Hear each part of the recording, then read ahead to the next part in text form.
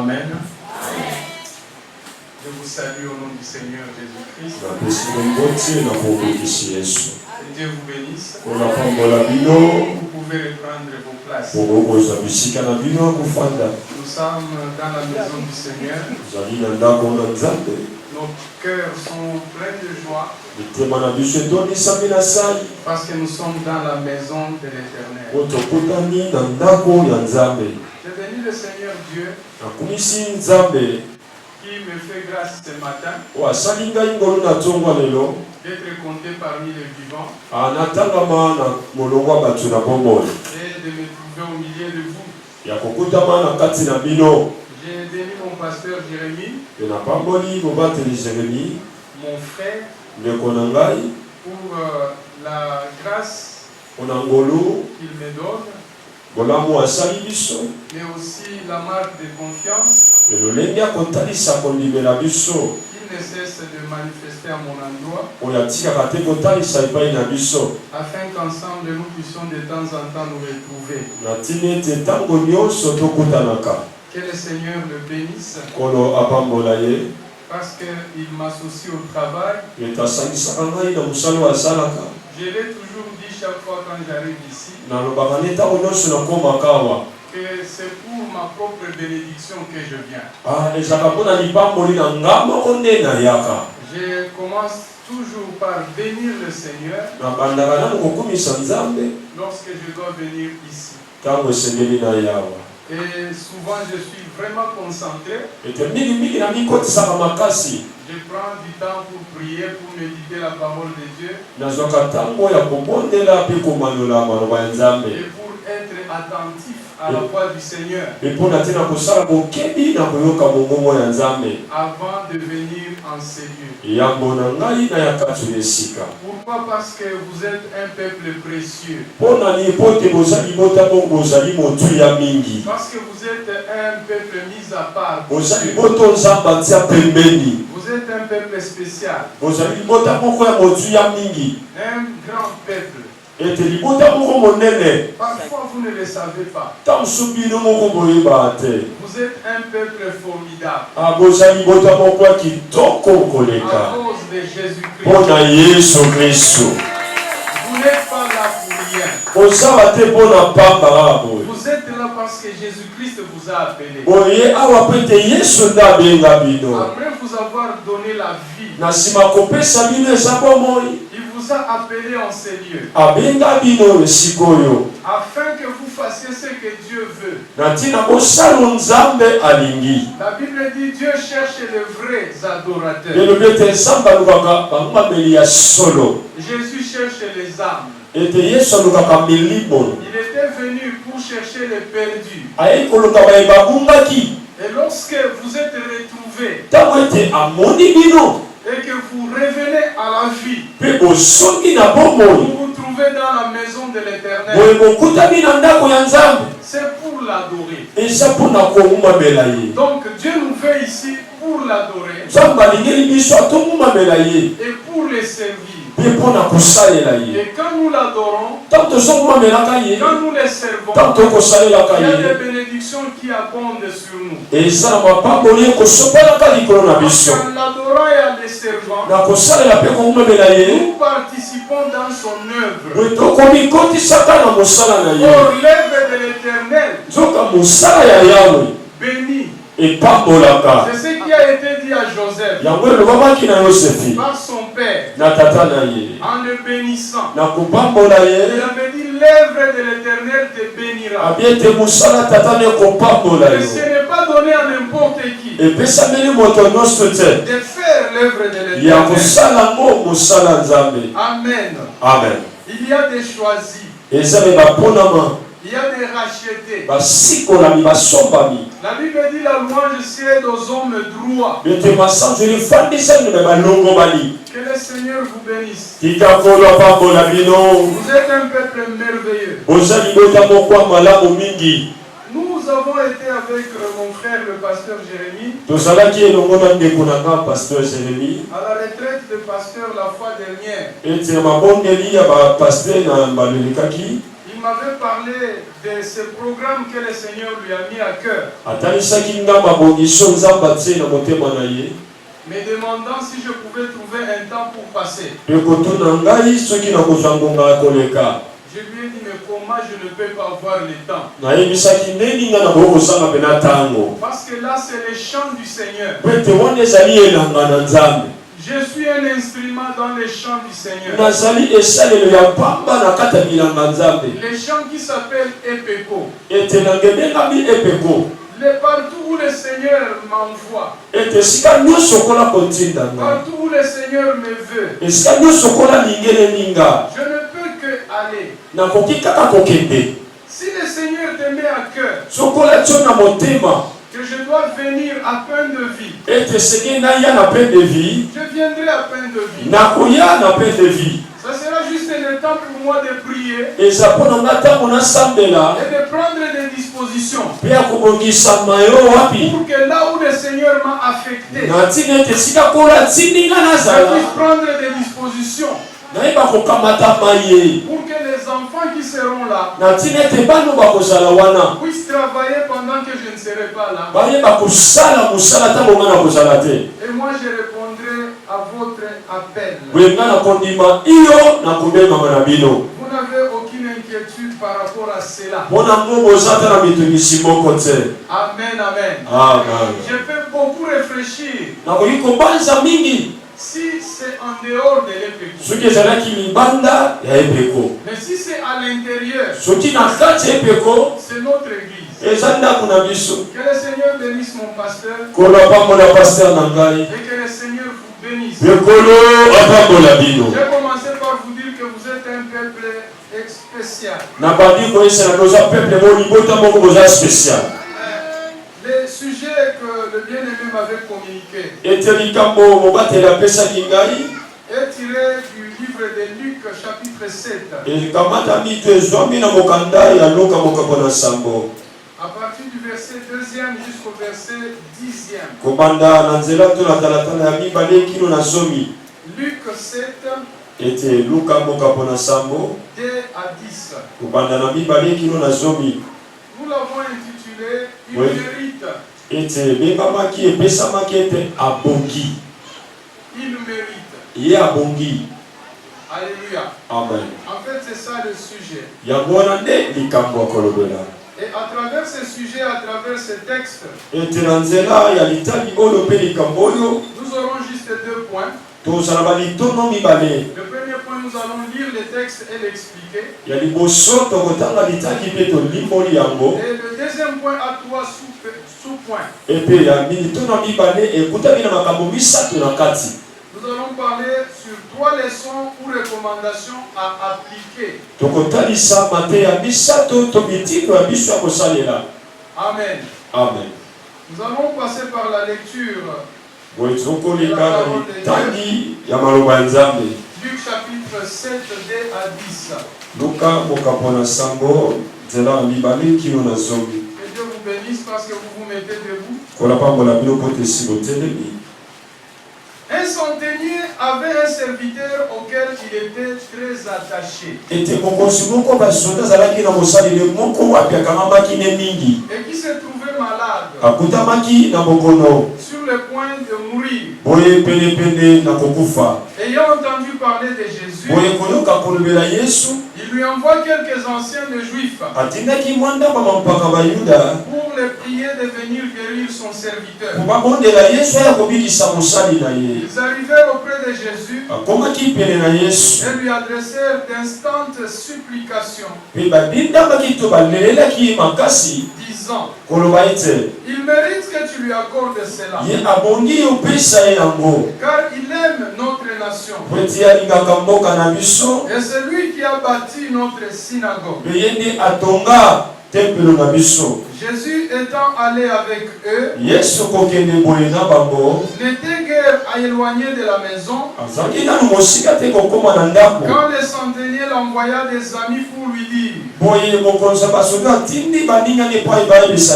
Seigneur, ne prends pas tant de peine, car je ne suis pas digne que tu entres dans mon toit. C'est aussi pour cela que je ne me suis pas cru digne d'aller en personne vers toi. Mais dis un mot, et mon serviteur sera guéri. Car moi qui suis soumis à des supérieurs, j'ai des soldats sous mes ordres. Et je dis à l'un va et il va, à l'autre viens et il vient. Et à mon serviteur fais cela et il le fait. Lorsque Jésus entendit ces paroles, il admira les centeniers et se tourna vers la foule. Il les suivait et dit, je vous l'ai dit, même en Israël, je n'ai pas trouvé une aussi grande foi. De retour à la maison, les gens envoyés par les centeniers trouvèrent guéris les serviteurs qui avaient été malades. Amen. Nous pouvons acclamer la parole.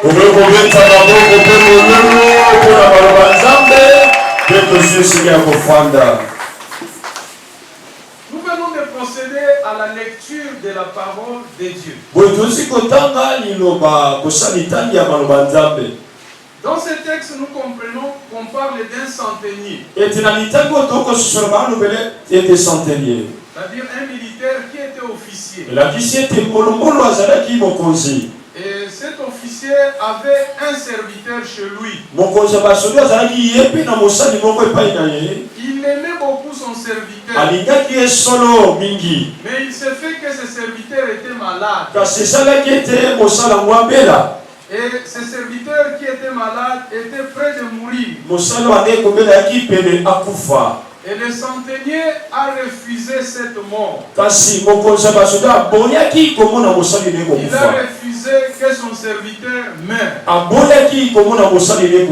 Il y a des choses que nous devons refuser. Il y a des choses que nous ne devons pas accepter. Il y a des chrétiens qui aiment tout accepter. Tout n'est pas la volonté de Dieu. Il y a des choses que tu dois refuser. Le centenier avait refusé.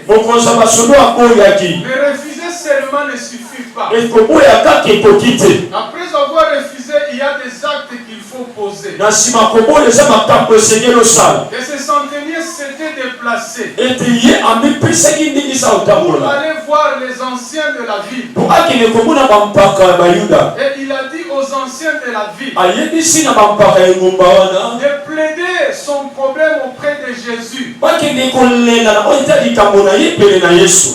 C'est ce que la Bible nous demande. Le pasteur Jacques dit ceci.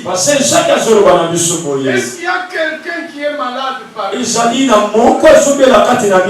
Si c'est la maladie qui est un problème,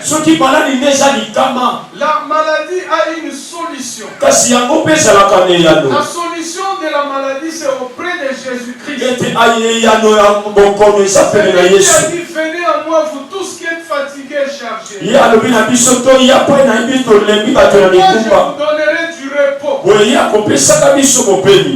Les hôpitaux guérissent. Les médecins guérissent. Mais ils ne peuvent rien si le Seigneur n'a pas décidé. J'ai aimé le témoignage de la maman qui est passée tout à l'heure. Parce qu'elle a commencé par remercier le Seigneur. Elle a remercié le pasteur. Elle a remercié l'ancien. Il dit elle était venue. Et puis elle a vu l'ancien. Avant de courir pour aller là où on l'appelait. Je voudrais, Église, que nous puissions prier pour cette maman. Est-ce que nous pouvons tous nous lever d'abord pour prier pour cette maman et pour son enfant qui est malade? Que le Seigneur touche cet enfant et le guérisse. Élève ta voix, prions ensemble. Un jour, Pierre était en prison. Et l'Église était en prière. Ce même jour-là, tu avais délivré Pierre. Et Pierre s'était levé. Et tu l'avais conduit toi-même. Jusqu'à là où il y avait la prière. Et l'Église était dans la joie. De voir encore Pierre dehors et libre. Afin qu'il puisse encore te servir. J'ai vu cette maman qui est venue témoigner. Seigneur, guéris son enfant. Et fortifie-la encore. Au nom de Jésus-Christ. Amen. Amen. Nous pouvons reprendre nos places. Que Que Dieu vous bénisse. Il Il y a donc des choses que nous devons refuser. Il y a des misères que nous devons refuser. Il y a des souffrances que nous devons refuser. Il y a des situations que nous devons refuser. Il ne faut pas tout accepter. Et Dieu est le Tout-Puissant.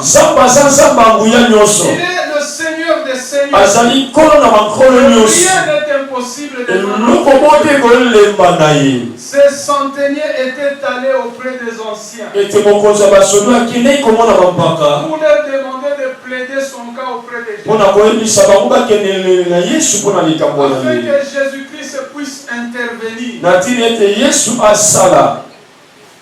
Et les anciens aussi sont allés voir le Seigneur. Ils ont dit au Seigneur, il mérite. Ils n'ont pas seulement décrit la situation. Ils n'ont pas seulement dit qu'il a un serviteur qui est malade. Ils n'ont pas dit que ça. Non, ils n'ont pas dit que ça. Ils ont dit ça, mais ils ont dit plus encore. Ils ont dit ceci. Seigneur Jésus, un centenier est venu nous voir. Il a un cas difficile. Un cas qui le tourmente. Son serviteur est malade à la mort. Il est venu pour que tu le guérisses. Ça, c'est la première des choses. Et les anciens avaient dit. Mais ils ne se sont pas arrêtés là. Ils ont ajouté un commentaire. Je voudrais insister sur les commentaires. Ils ont dit, Seigneur, il mérite. Alléluia. Amen. Il mérite que tu lui accordes ça. Tu peux venir voir les anciens et poser ton problème. Il le présente auprès du Seigneur sans ajouter les commentaires, sans ajouter l'insistance que cette personne mérite. Alléluia. Amen. Parce que Jésus pouvait répondre quand ils ont présenté les dossiers, quand ils ont présenté les problèmes. Jésus-Christ pouvait répondre comme il avait répondu le jour où on était allé l'appeler pour qu'il vienne prier pour Lazare qui était malade. Il avait répondu, cette maladie n'est pas à la mort. Et puis les gens étaient rentrés. Mais il n'a pas répondu comme ça. Il y a des appels pour lesquels on peut dire j'ai écouté. Je vais réfléchir. Si je trouve le temps, alors je viendrai. Tu peux faire une demande. On te dit oui, on a reçu la demande. Oui, mais on va voir la disponibilité. Si on a possibilité d'intervenir. Mais pour la requête de ce centenier, les anciens ne voulaient pas que Jésus puisse donner des justifications, puisse donner des explications. Il n'a pas le temps ou qu'il va aller là-bas l'année prochaine. Le temps est venu où toi tu dois vivre la délivrance d'une autre façon. C'est de ça qu'il s'agit. Alors dans ce texte que nous venons de lire, nous voyons qu'après que les anciens, et il dit que Seigneur, il mérite que tu lui accordes ce qu'il demande. Jésus s'est levé. Il a dit allons. Et puis ils ont commencé à dire. Alléluia. Amen. Mais pendant qu'ils étaient en train de venir, alors qu'ils étaient à quelques mètres de la maison du centenier, les centeniers étaient étonnés de voir le roi des rois, le Seigneur des seigneurs, se déplacer lui-même en personne. Il a commencé à prêcher Jésus. Alléluia. Amen. Il dit mais non. Gaspillage d'énergie. Moi je suis un chef militaire. J'ai des serviteurs. Je suis aussi soumis à des supérieurs. Je connais comment ça fonctionne dans l'armée. Lorsque les chefs t'appellent, toute affaire se sent. Tu te disposes pour l'écouter et tu exécutes tout de suite ce qu'il a demandé. C'est ce qui se passe dans l'armée où moi je travaille. Dès que je suis là, et je dis à un serviteur, il ne va pas dire je vais aller après. Il ne va même pas oser. Mon Seigneur, j'ai écouté, mais je vais aller le soir. Il ne va pas faire ça. Il va exécuter tout de suite. C'est comme ça que ça se passe dans l'armée. Mais comment toi, à qui obéit le vent, à qui obéit l'eau, à qui obéit l'atmosphère, tout est soumis à toi. Comment tu peux te déplacer pour la maladie? Tu pouvais même dire aux anciens, allez-y. Tu pouvais tout simplement déclarer parce que tu as toute la possibilité. Le pouvoir est entre tes mains. Moi je te donne une proposition. Parce que Jésus en a beaucoup. Il a beaucoup de systèmes. Le centenier lui a proposé ce que je trouve de facile. Toi, à partir de là où tu es, dis seulement un mot. Alléluia. Amen. Il pouvait dire, viens, prends l'huile, mets sur lui, il sera guéri. Il pouvait aussi dire, à la grâce par terre, mélange la terre avec la salive, mon serviteur, il sera guéri. Tu as beaucoup de systèmes. Mais je préfère que tu dises seulement. Alléluia. Amen. Alléluia. Nous appartenons à un Seigneur merveilleux. Que vous êtes un peuple béni. Parfois les enfants de Dieu, nous perdons de vue ce que nous représentons. Nous venons de parler avec mon frère là pendant quelques minutes. Je lui ai dit que nous sommes forts. Il le sait. Alléluia. Amen. Mais parfois il nous arrive de perdre de vue que nous sommes forts. Parce que c'est lui qui est en nous. C'est plus grand que celui qui est dans le monde. Celui qui est en toi, qui a déjà accepté Jésus, il est plus puissant que celui qui est dans le monde. Le centenier lui a dit seulement un mot. Et Jésus, ce qu'il a dit, ce n'est pas d'abord ce que le centenier attendait. Il a commencé aussi à prêcher ceux qui étaient avec lui. Il dit ce que j'entends là. Même en Israël, je n'ai pas vu ça. Alléluia. Amen. Ce que j'entends là,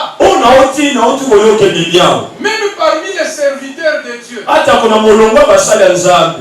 je ne vois pas ça. C'est-à-dire que les serviteurs de Dieu ont Dieu. Ils sont mandatés. Ils ont l'onction. Ils ont le pouvoir. Mais parfois ils n'y croient pas. Parfois ils ne se représentent pas ce qu'ils sont réellement. Pourquoi mon pasteur, nous devons prier le Seigneur? Pour que le Seigneur nous ouvre les yeux et l'intelligence. Sinon un jour nous risquons de comparaître devant Dieu.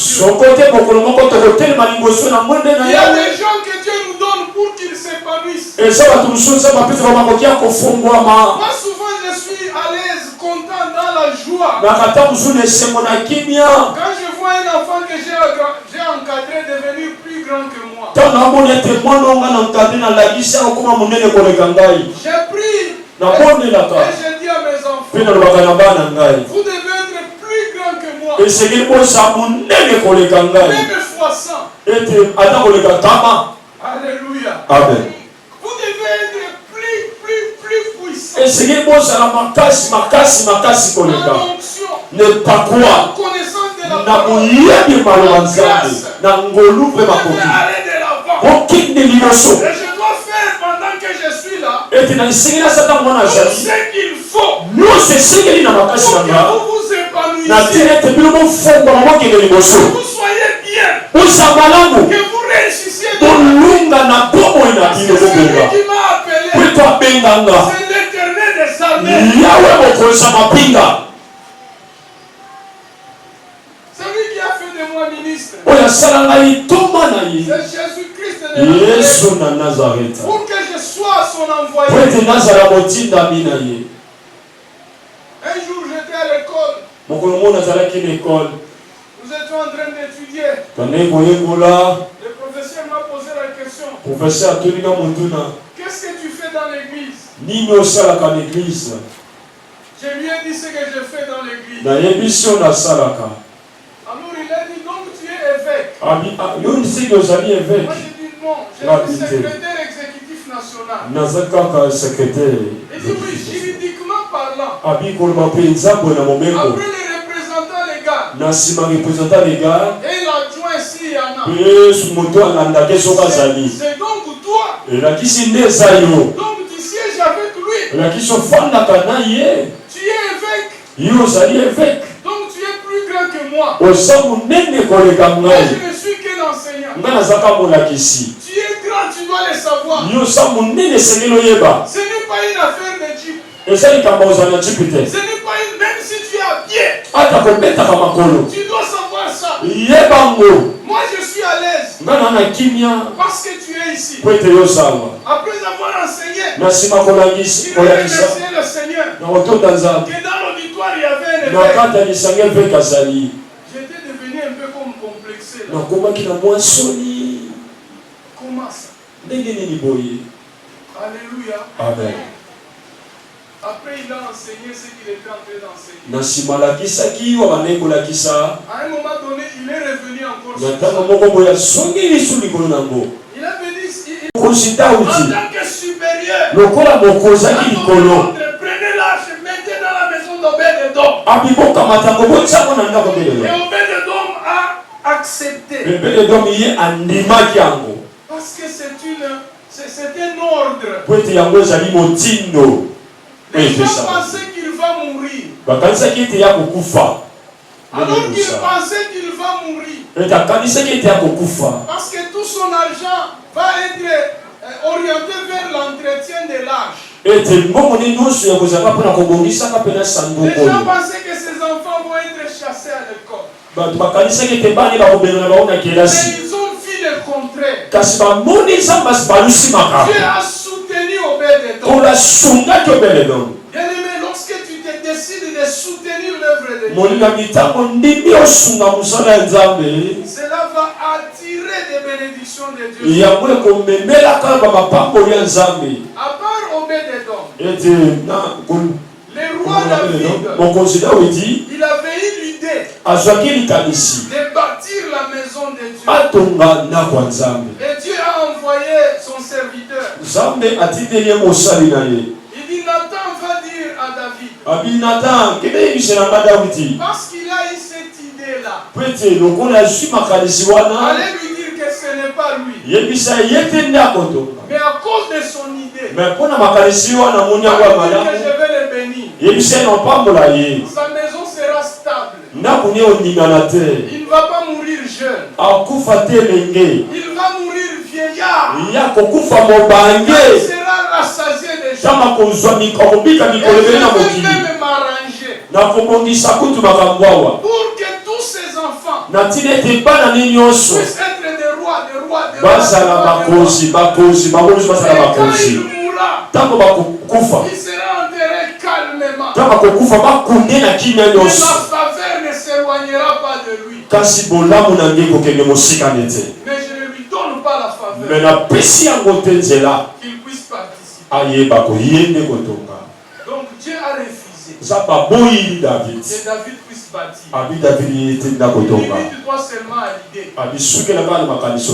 Mais c'est ton enfant qui va bâtir. Vous vous rendez compte? Quand quelqu'un se décide de soutenir, les bénédictions de Dieu vont affluer sur lui. Quelle sorte de bénédiction? Longévité, devenir vieillard, tous les enfants réussissent dans la vie. S'il y a des gens qui viennent pour te tuer, ils vont mourir. Saül là pour chasser David pour le tuer. David ne sera jamais tué par quelqu'un. Je voudrais prophétiser sur quelqu'un. Toi qui te décides de soutenir, personne ne te tuera. Tu mourras de vieillesse. Tu mourras ta propre mort. Tu auras achevé ta mission sur terre. Parce que tu t'es décidé aujourd'hui de soutenir l'œuvre de Dieu. Amen, amen. C'est ce que les centeniers avaient fait. Il était centenier. Comme il avait la faveur des anciens, les anciens ont accepté qu'ils puissent construire leur ciel. Il a mis tous les paquets. Il a mis les moyens en jeu. Il a bâti les lieux de prière. Il a bâti les lieux de culte. Et ça a touché les anciens. Ils ont vu à ces centenaires. Il aime notre Dieu. Il nous aime aussi. Et puis c'était passé. Les jours, les années commençaient à se passer. Jusqu'à ce qu'un jour, les mêmes centeniers aient des problèmes. Maintenant, il est allé vers les anciens. Il n'a pas rappelé que non, j'avais bâti. Eux-mêmes, ils se sont rappelés. Le centenier n'a pas dit aux anciens. Et quand vous irez voir Jésus, dites-lui que c'est moi qui ai bâti pour vous. Non. C'est eux-mêmes. Ça, ils avaient ajouté. Le Seigneur, il mérite. Alléluia. Amen. Il faut faire quelque chose. C'est la deuxième recommandation. Il faut faire quelque chose pour que les anciens t'aiment. Pour que les anciens soient marqués par toi. Il y a des gens qui comptent les offrandes. Un jour, j'avais fait, bon, ce n'était pas une erreur. Les gens n'étaient pas venus nombreux à l'église. Les gens n'étaient pas venus nombreux. Nous étions très peu nombreux. C'était un mercredi. Nous étions moins de 10. J'ai prêché. Et après, les gens ont offert. Nous avons offert l'argent pour Dieu, les offrandes. Les offrandes, on ne vient pas dans la maison de l'Éternel, mais vrai. Il y a les dîmes, il y a les offrandes. On appelle, on ne vient pas dans la maison de l'Éternel. J'appelle les offrandes principales. Alléluia. Amen. Les gens ont offert. Combien de personnes dans l'église? Moins de 10. Alors il y a une maman qui ne croyait pas à la puissance de Dieu. Mais elle est toujours avec nous. Elle ne croyait pas parfois à des choses. Il se fait que le bien-aimé qui travaille aux finances,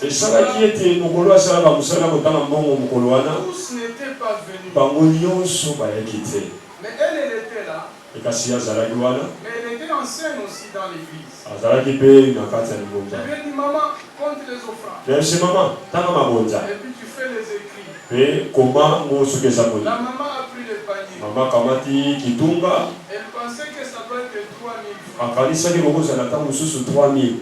Parce qu'il y avait quelques adultes et quelques enfants. Quand elle a pris, elle a mis 500 francs roulés comme ça. Elle ouvre les 500 francs. Elle pas $100. Elle ouvre encore bien. Elle pas $50. Elle regarde à côté du alors elle compte les gens. Elle commence à regarder. Elle a fait ça. Elle a compté les francs qui étaient là.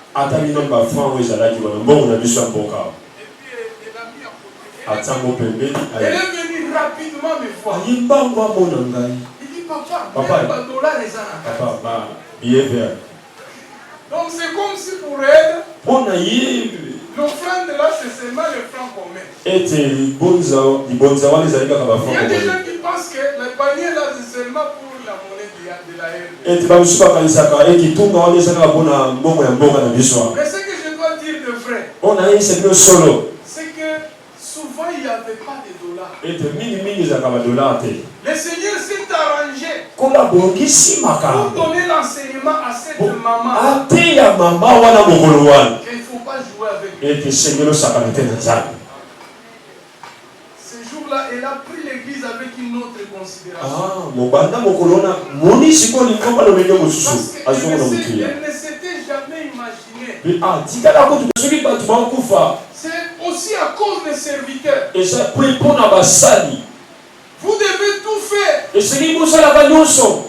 à partir de la grâce que Dieu vous a donnée pour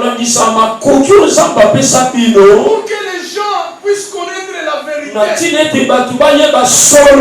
Parce que nous sommes dans les véritables. Après, il a continué à enseigner son nom. Après, il revient. Donc, j'étais devenu comme les refrains.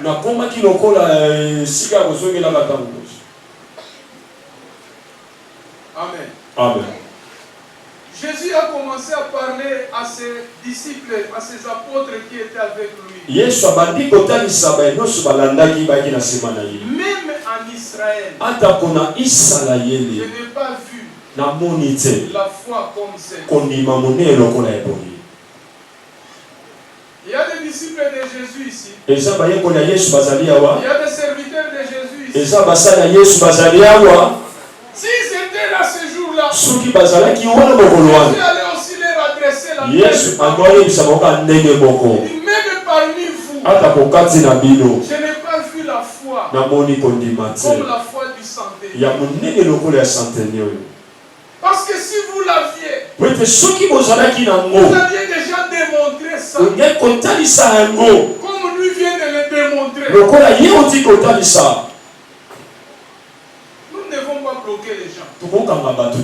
Nous devons savoir que parce que nous sommes enfants de Dieu, tous ceux qui sont à côté de nous là doivent réussir dans la vie. Alléluia. Amen. Tous ceux qui sont là doivent aller de l'avant. Et j'ai prié. Après je me suis endormi. Quand je me suis réveillé le matin, dans le sommeil j'étais dans un rêve.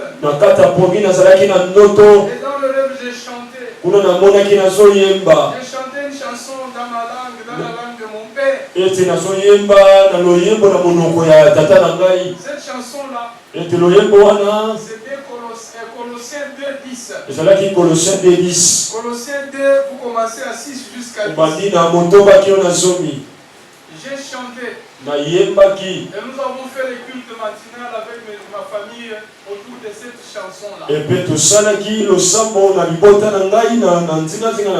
La chanson dit vous. Embrassez Jésus. Vous prenez Jésus. Vous accourez vers Jésus. Entrez dans son armée. Afin de pouvoir combattre en sa faveur. Parce que vous êtes déjà les bienheureux. C'était ça la chanson. C'était cela la chanson. Ça m'a fortifié. J'ai commencé à me préparer pour venir ici. Tout en chantant. En prêchant là, la chanson elle est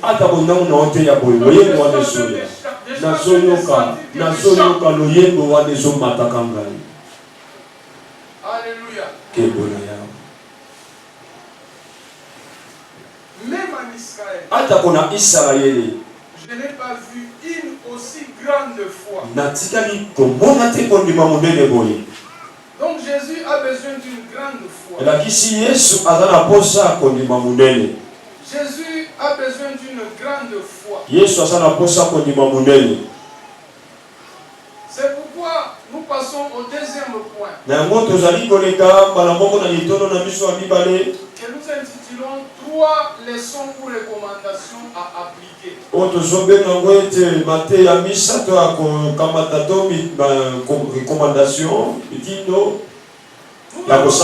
Nous venons de lire la parole. Je viens d'expliquer de quoi il s'agit. J'ai dit qu'il s'agissait d'un centenier qui avait un serviteur qu'il aimait beaucoup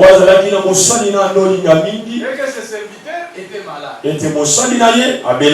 Mais le centenier a refusé que son serviteur meure. Il n'a pas voulu aller à l'hôpital. Il est allé auprès des anciens. Et les anciens sont allés voir le Seigneur pour lui dire que ce centenier a besoin de la solution par rapport à son problème. Et ils ont insisté en disant qu'il mérite. Et le Seigneur, parce qu'ils avaient insisté, n'a pas voulu reporter et j'irai un autre jour ou un autre moment. Ils se sont mis en route pour partir.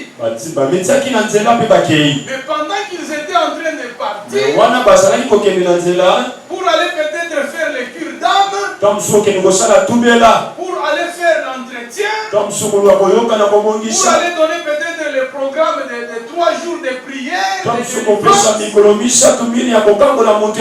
le centenier a changé la théologie. Il dit non, vous n'allez pas faire comme cela. Vous allez faire comme dans l'armée. Moi, je suis commandant. Quand je commande, les subalternes exécutent. Vous êtes commandant de commandants. Moi, je commande seulement ceux qui sont autour de moi. Et vous, vous commandez même les vents. Vous commandez même l'eau. Vous commandez toutes les choses. C'est seulement un mot. Et vos serviteurs sera Dieu. Et Jésus-Christ. Avant de lui dire, ton serviteur est déjà là. Avant de dire ça, il était aussi révolutionné en lui-même. Il a commencé à regarder ses serviteurs. Si ils étaient déjà à ce niveau-là, il y a des gens qui peuvent rester à côté de vous. Ils ne peuvent pas grandir. Mais moi j'étais dans la joie ici. Le Seigneur a fait que j'arrive quand même avant. Et j'ai trouvé des serviteurs de Dieu ici. J'ai trouvé des serviteurs en train d'encadrer l'école de dimanche. J'ai trouvé les sœurs qui travaillent au protocole. Chacun a son travail en train de travailler. J'ai béni le Seigneur. J'ai béni le Seigneur. Bien-aimé, comprenez quel est le Dieu qui vous a appelé. Dans mon cœur, j'ai commencé à prier pour eux. Avant que j'étais assis là-bas, j'ai prié. J'ai dit, Seigneur, manifeste-toi. Un jour, nous étions en train de parler avec Daniel Mbouyamba. Nous étions à la Patek à l'école là-bas. Nous disions dans 10 ans. Les papas qui sont pasteurs là, ils vont grandir. Dans 10 ans, est-ce qu'ils seront là? Ils seront les pasteurs. Il y a Ferdinand, il m'a posé la question. Dans 10 ans, ça sera comment? Alléluia. Amen. C'est pourquoi quand vous êtes à côté de Jérémie, comprenez les choses. Comprenez les choses de Dieu. Jésus-Christ les a regardés. Il dit, même parmi vous, je n'ai pas vu. Alléluia. Il avait besoin qu'il grandisse. Il avait besoin qu'il grandisse. Le pasteur ne doit pas s'inquiéter. On peut l'inviter dès qu'il est là. Il peut aller prêcher au Canada. Il peut aller prêcher à Paris. Il peut aller prêcher à Lubumbashi. Ce n'est pas seulement au Kanuka. Et vous grandissez. Alléluia. Amen. Grandissez. Aimez le Seigneur. Il nous appelle à de grandes choses. Est-ce que vous m'écoutez bien? 3 leçons pour recommandations à appliquer. ete matea misato ya kosimba to mitindo misato ya kosalela. La première leçon, ya yambo, soutenir l'œuvre de Dieu ou bâtir la maison de Dieu kotonga ndako ya Nzambe to kosunga musala ya Nzambe attirera sur vous les bénédictions. yango ekomemelaka bino mapamboli. Ça c'est la première leçon que nous allons partager. wana ezali lite ya liboso tokokabola to motindo ya liboso. Soutenir l'œuvre de Dieu ou bâtir la maison de Dieu kosunga musala ya Nzambe to kotonga ndako ya Nzambe attirera sur vous les bénédictions de Dieu. ekomemelaka bino bamapamboli ya Nzambe. La deuxième leçon ou recommandation, ete ya mibale, fais tout dans ta vie sala nyonso na bomoi na yo pour que les anciens intercèdent en ta faveur. na ntina ete bampaka babondela mpo na bolamu na yo. Fais tout dans ta vie sala nyonso na bomoi na yo pour que les anciens intercèdent en ta faveur. na ntina ete bampaka baloba mpo na ntina likambo na yo. Ça c'est la deuxième leçon que nous allons partager. wana ezali likambo ya mibale tokabola. Et la troisième leçon enfin, ya misato ya suka, n'oublie jamais kobosanaka soko moke te que rien n'est impossible à Dieu. ete eloko moko te ezalaka impossible na Nzambe. N'oublie jamais que rien n'est impossible à Dieu. kotikalaka kobosanaka te ke eloko moko te elembanaka Nzambe. Alléluia. Amen. Ce message a un objectif. ete malakiso ezali na likambo moko ya kolandela. Je voudrais que nous ne puissions pas perdre de vue cela. ete nakolinga te tobungisa makanisi na yango. Jésus-Christ était venu yesu ayaki pour nous sauver mpo na kobikisa biso du péché, na masumu, que nous ayons la vie éternelle. na ntina ete biso tozwa bomo ya seko, Que nous puissions entrer dans le paradis au dernier jour. ete biso tokota lola mokolo ya suka.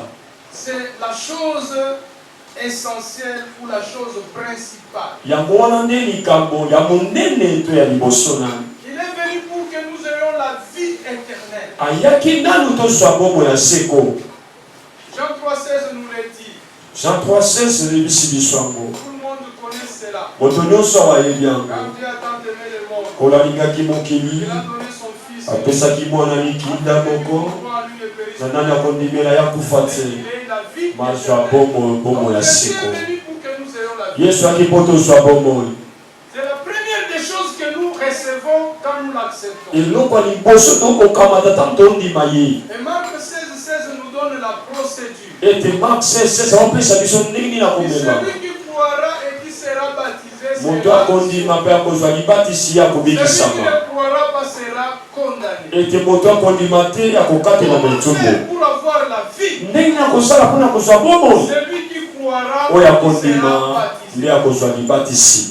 Alléluia. Amen. Vous avez déjà cru? esi ondimela yesu, Est-ce que tu as déjà cru? Tu peux okopepa loboko soko ondimela yesu, que le Seigneur te bénisse. likambola pambola ye. Est-ce que tu as déjà été baptisé? esi ozwa batisi moso ndinga na mai okufi posefuli nzambe azwa lokumu. Alors, qui n'a pas encore été baptisé? nani azwa batisi moteka te na biso Est-ce kasi. qu'il y a quelques-uns ici qui n'ont pas encore reçu? ezali na bamoko nunu bazwa batisi moteka te na biso bato Levez la moloboko main comme ça, le pasteur va voir. tomona loboko mobateli ya mona. Parce que si nous avons Sainte, tu participeras. prote soki batie elambo esante bilei na nkolo Qui n'a kolia pas te. encore reçu le baptême? soki nano yamba libatisi te ya mai tomona loboko. Attachez-vous au programme de l'église. ete boluka bokota na mabongisi ya lingomba. Bientôt là, nous avons la fête des Pâques qui approche. ete kala mingi te tozali milulu ya pasi ke Que yobelenga. vous puissiez être baptisés selon le programme que l'église est. na ntini ete kozwa libatisi ya mai konamisa mabongisi ya lingomba ekobongisa. Afin que vous puissiez aussi ete avoir bino accès à la Sainte Seine. boyeba mpe kokamata boyeba kozwa nzela ya koleka na mesa na Nzambe.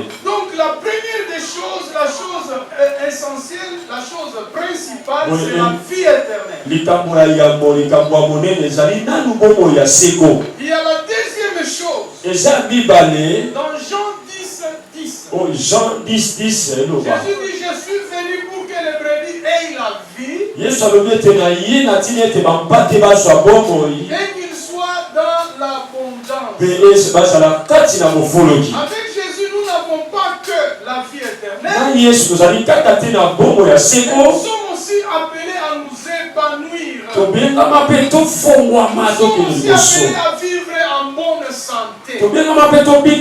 Nous sommes appelés à progresser, à prospérer à tous égards. C'est ce que l'Ancien a dit à Gaius. Je souhaite que tu prospères à tous égards. Que tu sois en bonne santé. Jésus est venu pour que nous ayons la vie. Mais aussi pour que nous puissions prospérer. Avoir une bonne vie. Nous vivre dans la paix. Nous devons comprendre ces deux choses. Il y a des églises qui ne s'attardent que sur un principe. La vie éternelle. Vous allez avoir des chrétiens nés de nouveau, mais qui vivent comme des pauvres Lazare. Toutes les années pauvres Lazare.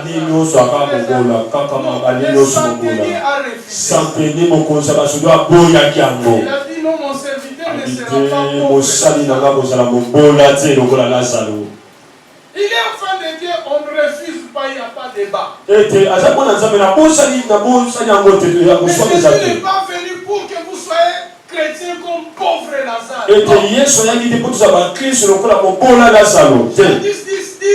Il est venu pour que les chrétiens aient la vie et qu'ils soient dans l'abondance. Je voulais préciser ces deux choses avant que nous puissions donner ces recommandations. Nous avons dit en ce qui concerne la première recommandation, soutenir l'œuvre de Dieu vous attirera les bénédictions de Dieu. Alléluia. Amen. Soutenir l'œuvre de Dieu. Ça va vous attirer les bénédictions.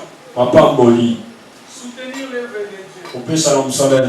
Pour bâtir l'œuvre de Dieu. Pour bâtir son œuvre.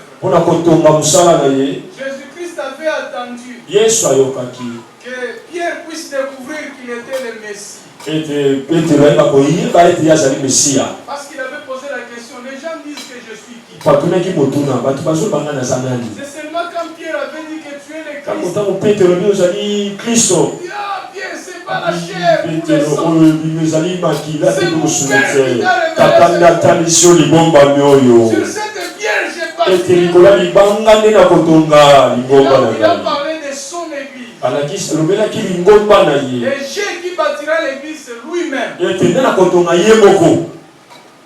Mais lorsque le Seigneur vous fait une faveur, comme la faveur qu'il nous fait, il est en train de me faire à moi la faveur. De faire à mon frère Jérémie la faveur. De faire à chacun de nous ici la faveur. De participer à la construction de son église. Si on te donne cette faveur, mais il faut saisir cette opportunité. Parce que lui, il a tous les moyens qu'il faut. Et l'argent lui les humains qui se sont décidés de soutenir l'œuvre de Dieu ou de bâtir la maison de Dieu. Le Seigneur a fait de grandes choses.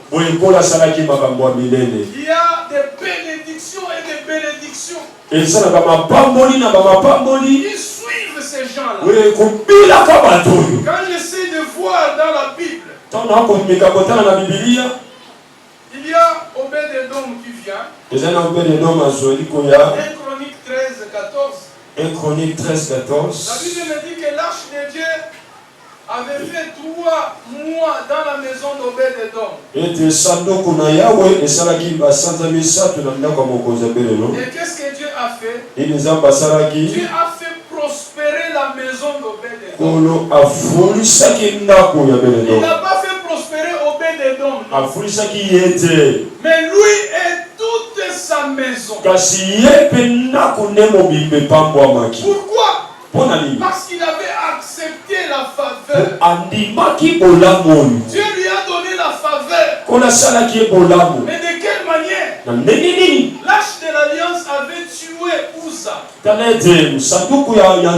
Parce que Uza n'avait pas reçu la faveur.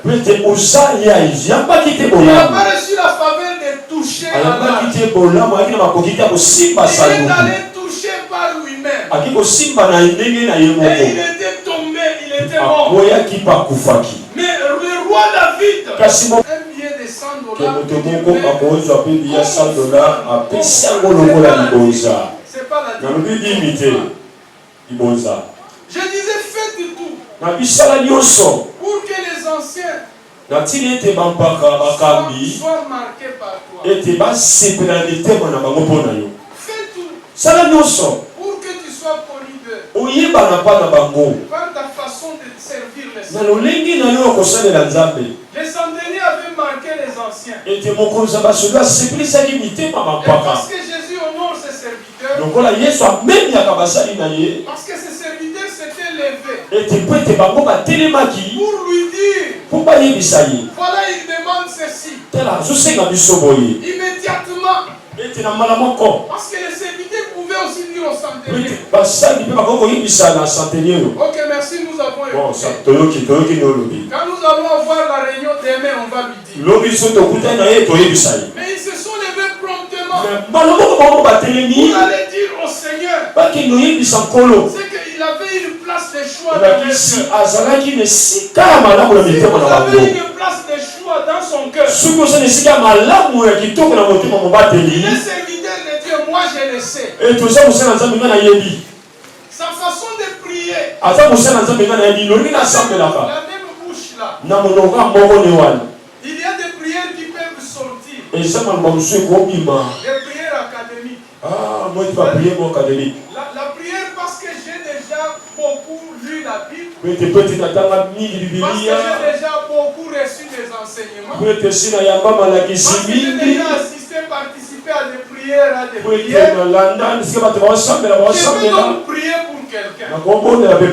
Mais il y a des prières qui sont du cœur. Parce que je suis touché. Ça, c'est une autre force. Alléluia. Est-ce que vous me suivez bien? Que le Seigneur vous bénisse. Les centeniers avaient touché le cœur des anciens. Il a posé un acte qu'ils n'oublieront jamais. Bâtir la synagogue. Il y a beaucoup de choses que vous pouvez faire. Ce n'est pas seulement bâtir la synagogue. Donc, Tabitha dans la Bible, elle était couturière. Elle distribuait des habits. Elle n'avait pas fait comme les centeniers. Obed-Edom n'avait pas fait comme les centeniers. Obed-Edom avait accepté la charge qu'on lui a donnée de force. C'était une décision dictatoriale. Dit, allez, prenez l'arche, mettez dans sa maison. Vous savez, les pasteurs a les droits de dire que non, maman, ces serviteurs-là, préparez pour lui le fou. Il n'a même pas demandé si tu as de l'argent. Il te donne tout simplement la faveur. Il te donne la faveur d'être béni. Tu ne comprends pas, tu comprends pas. Et tu vas laisser passer la bénédiction. Moi, je lui ai dit ce matin, voyez le peuple de Dieu que Dieu nous donne. Ils doivent être heureux. Ils doivent s'épanouir. Ils doivent devenir grands. Ils doivent dire la vérité. C'est bien. Si les enfants que nous avons là, vous entendez que quelqu'un maintenant au Canada, il a une grande église au Canada, il a une grande église à New York, il a une grande église à Moscou. Les jours qu'il fois une action de grâce. Vous allez acheter tout ce dont vous avez besoin. Je vous dis la vérité. Travaillons pour Dieu. Tout ça est dans Zambie. Dieu nous a donné la faveur. Marquons notre temps. Le pasteur m'a dit. Bien aimé. Il est vraiment important que Pain de Vie puisse avoir aussi sa parcelle. Que Pain de Vie puisse avoir sa propre parcelle. Mais j'ai toujours dit ça. Nous avions acheté la parcelle de Béré. Moi j'étais fille de l'église là-bas. Lui était fille de l'église ici. Nous étions en train de donner $1 par mois. Nous étions 200 fidèles. J'étais le seul étudiant de notre église. En premier graduat. Les autres c'était des élèves. Il n'y avait pas de directeur dans l'église. Il n'y avait aucun PDG dans notre église. Tout ce qu'on prêchait là-bas, c'était la prière pour l'enlèvement.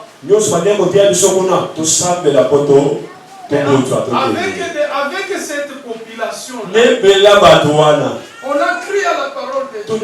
On a refusé d'être sous-logé. On a commencé à cotiser. On nous avait proposé une parcelle à $1000 à l'époque. C'est la parcelle que le général Kanyama avait détruite. Nous avons commencé à cotiser. Ce papa-là nous avait donné 6 mois. Avant 6 mois, nous avions acheté ça. Après, quand Kanyama est venu détruire ça, moi j'étais déjà parti. Ils ont vendu ça à 60 maintenant. Ça les a aidés notamment à acheter là où notre église est. Évidemment avec d'autres cotisations. Alléluia. Et bien d'autres choses encore. Mais après ça, je voudrais vous dire la vérité. Parce que nous ne devons pas prêcher des théories. Après ça, dans notre église là-bas, il n'y a pas un seul étudiant. Il y a beaucoup d'étudiants. Les médecins, les pasteurs, les économistes. Maintenant, il y a beaucoup de spécialistes qui sont en train de sortir de cette église. Si vous entrez dans notre église, vous allez trouver de bonnes choses. Vous êtes capable de faire ça. Chaque fois quand je viens ici, je trouve que vous avez ajouté. Vous voyez ça, je n'avais pas les choses. Quelqu'un vous bénisse. Vous êtes un peuple merveilleux. Même les tapis ici. Que le Seigneur vous bénisse. Que son ciel soit ouvert. Que vous ayez une longue vie. Que vous ne soyez jamais pauvres. Que vos enfants ne soient pas esclaves. Au nom de Jésus-Christ. Votre pasteur que vous voyez. Quand ils ont acheté la parcelle de l'église ici. C'est lui qui était fille de l'église. Ils étaient encore trop jeunes. Comment ils ont fait? L'argent n'était pas venu de l'Europe. Moi j'ai prêché là-bas. Les bancs c'était des morceaux de planches. Les tonnes c'était les fûts. C'était les fûts qui étaient là. Ils se sont battus. Aujourd'hui nous sommes dans la joie. Quelqu'un peut venir, il regarde l'église. Il y a des gens qui se sont battus. Ici aussi, Dieu nous donne la faveur. Faisons quelque chose. Il y a le ciel qui va s'ouvrir. Pendant que je priais, j'ai donné les sujets de prière. Chez moi à la maison, mon épouse a suivi. Elle m'a donné l'argent. Donc là-bas c'est pour acheter la parcelle. Va donner aussi pour moi. Va donner aussi pour moi. J'ai amené ça. L'argent qu'elle a souscrit. Pour peine de vie. Je voudrais terminer par ce troisième point. N'oublions jamais que rien n'est impossible à Dieu. C'est ce que le centenier a dit à Jésus. Il dit, moi je suis capitaine. Je suis commandant. Pour lui obéir. Mais toi, comment tu peux te déranger? Commencer à venir jusqu'ici. Dis seulement et mon serviteur sera guéri. Et Jésus a regardé ses yeux.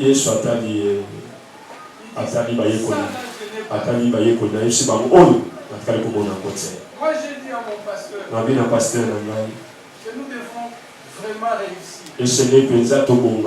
Nous devons acheter la parcelle pour peine de vie. Peine de vie, c'est un grand peuple. Les grands hommes de Dieu sont ici. Les grands hommes de Dieu vont sortir.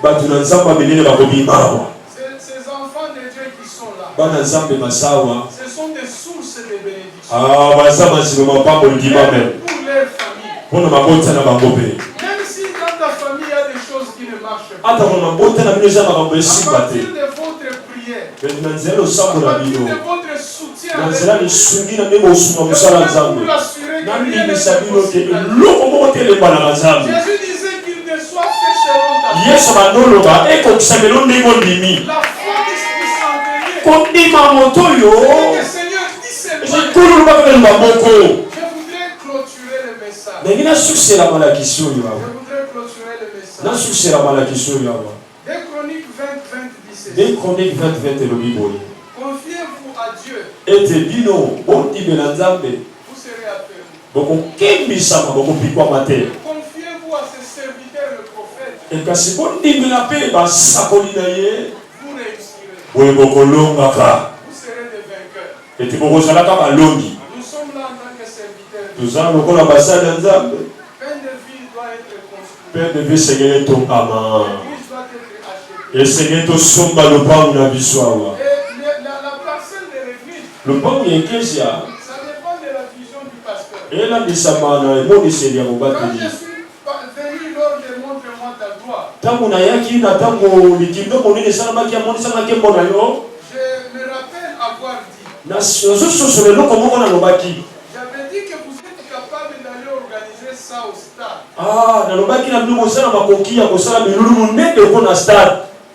Vous êtes capable de faire ça. Et faire Montre-moi ta gloire dans un stade. Dans un grand.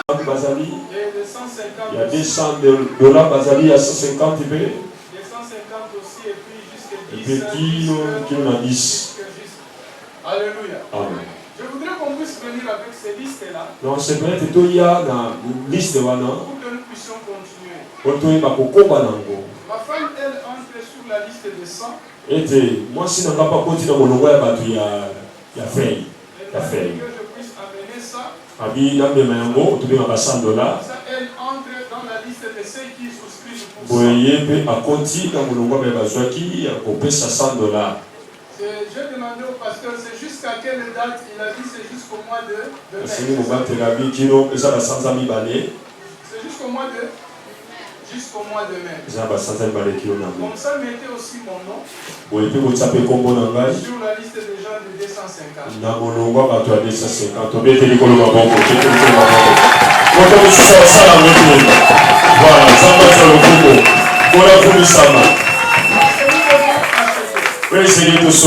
Alors la liste elle est ouverte.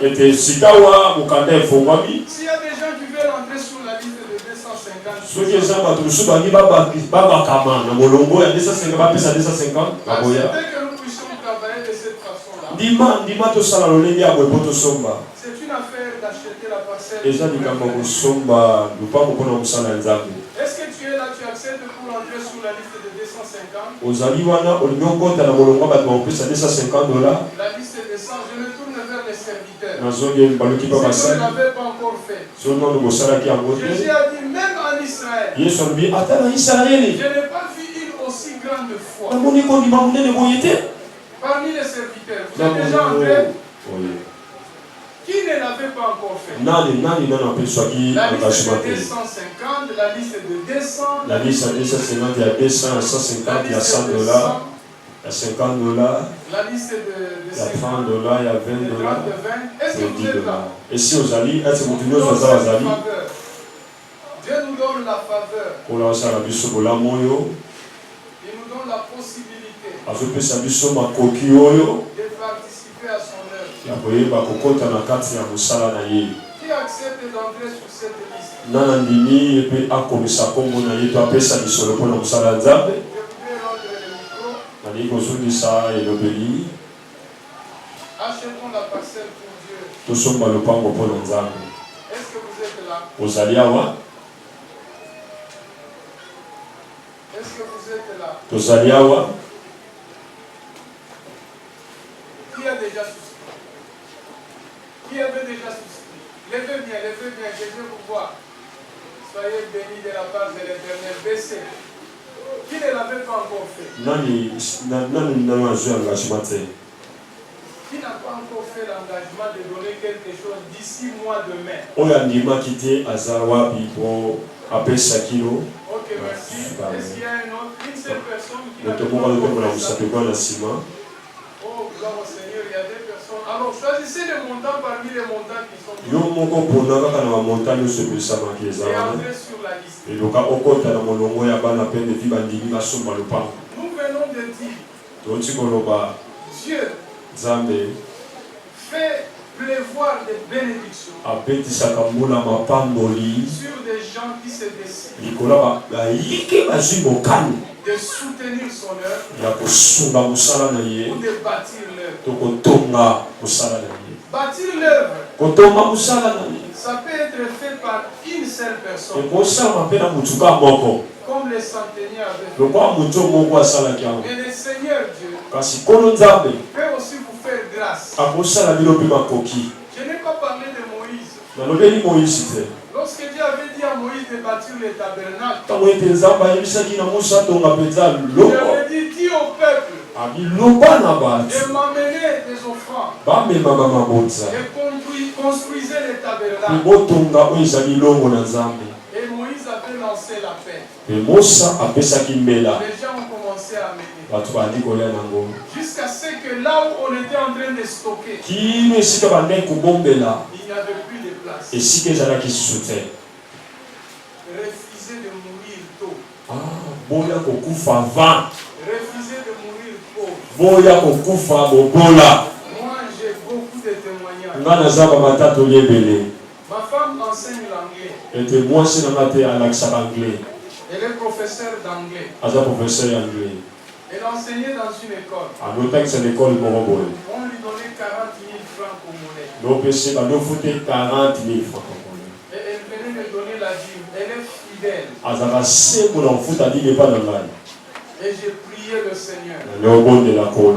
Aujourd'hui, elle enseigne quelque part. Là où ce n'est plus cette dîme-là. Sa dîme est allée grandir. Et je prie que ça continue. Est-ce que vous avez aimé le message?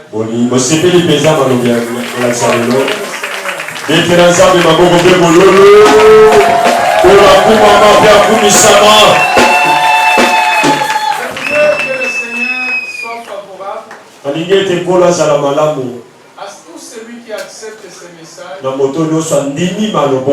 et qui accepte de sortir plein de vie,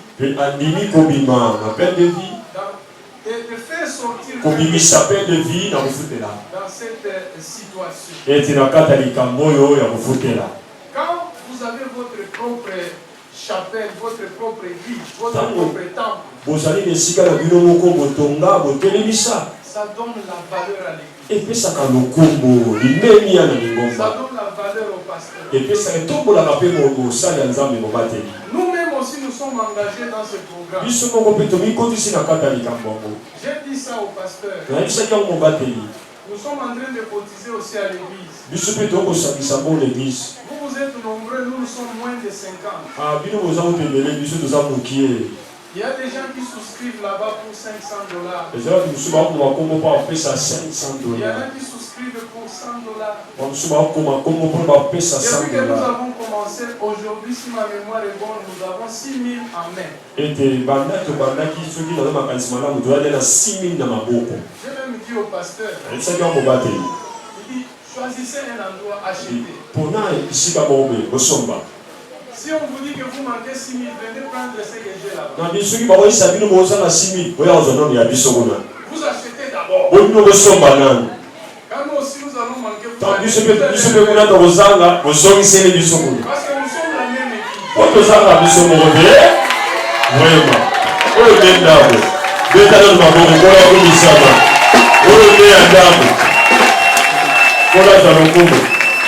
Je sens que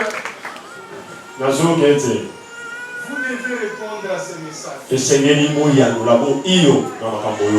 La bénédiction, elle est dedans.